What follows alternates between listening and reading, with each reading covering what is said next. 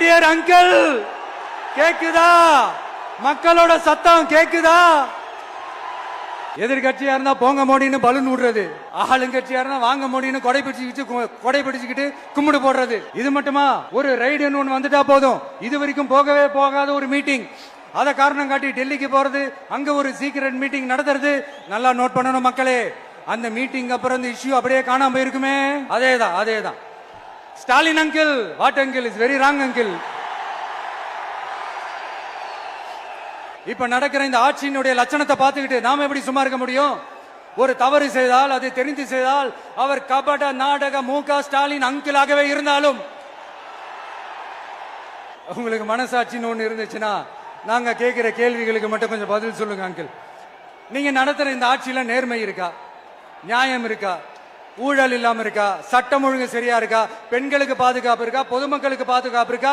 இயற்கை வளங்களுக்கு பாதுகாப்பு இருக்கா? சொல்லுங்க மை டியர் அங்கிள், சொல்லுங்க. டாஸ்மாக்ல மட்டுமே இது வரைக்கும் 1000 கோடிக்கு மேல ஊழல்னு சொல்றாங்க. அதுல மட்டுமா தப்பு நடக்குது? வேற எதுல தான் நடக்கல? உலகத்திலே மிஸ்டர் கிளீன் ரெக்கார்ட்ஸ் எல்லாம் உங்களுக்கும் உங்க கூட இருக்கிறவங்களுக்கும் மட்டும்தான் அங்கிள் கொடுக்கணும். இத பார்த்து வாயே இல்லாத ஊரு கூட வயிறு வலிக்கு சிரிக்குது. பெண்களுக்கு 1000 ரூபாய் கொடுத்துட்டீங்கன்னா போதுமா அங்கிள்? அப்படியே அது மூடி மறைச்சிடலான்னு பாக்குறீங்களா? படிக்கிற இடத்துல, வேலைக்கு போற இடத்துல, வெளியில போற இடத்துலன்னு அவங்களுக்கு பாதுகாப்பே இல்லைன்னு ஒட்டுமொத்த பெண்களும் கதறாங்க.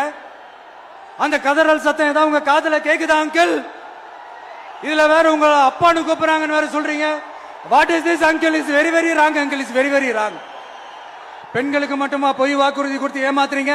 அரசு ஊழியர்கள், ஆசிரியர்களை ஏமாத்துறீங்க, விவசாயிகளை ஏமாத்துறீங்க, பரந்தூர்ல பாதிப்பே வராதுன்னு சொல்லி ஏமாத்துறீங்க, மீனவர்களை ஏமாத்துறீங்க, போதைப் பொருள் கலாச்சாரத்தை ஒழிக்காம ஏமாத்துறீங்க. ஐயோ, very very first uncle, very very first. எப்படி கேட்டாலும் இவங்க கிட்ட இருந்து எந்த பதிலும் வரப்போறதில்லை. ஏன்னா இருந்தா தானே.